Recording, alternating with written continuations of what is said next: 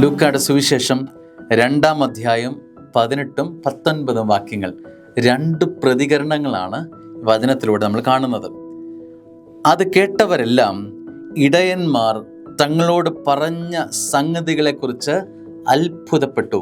ഇടയന്മാർ അത്ഭുതപ്പെട്ടു. 2, മറിയമാകട്ടെ ഇവയെല്ലാം ഹൃദയത്തിൽ സംഗ്രഹിച്ചുകൊണ്ട് ഗാഢമായി ചിന്തിച്ചു കൊണ്ടിരുന്നു. 2 പ്രതികരണം. 1 അത്ഭുതം, 2 ഗാഢമായി ചിന്തിക്കുക. 2 പ്രതികരണങ്ങളാണ്.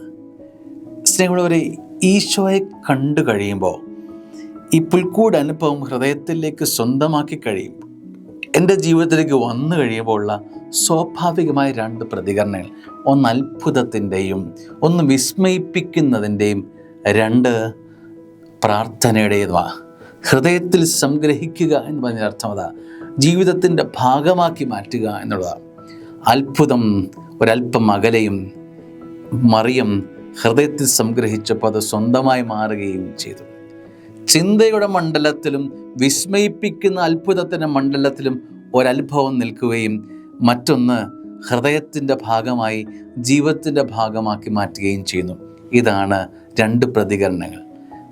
നമ്മുടെ ജീവിതത്തിൻ്റെ പ്രതികരണം എന്താ?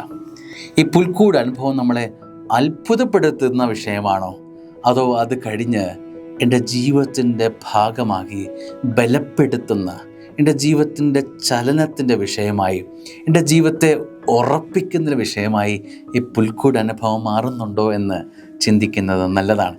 ഈ 2 അത്ഭുതങ്ങളും ഈ 2 ഭാവങ്ങളും നമുക്കും സ്വന്തമാക്കാം. ദൈവം അനുഗ്രഹിക്കട്ടെ.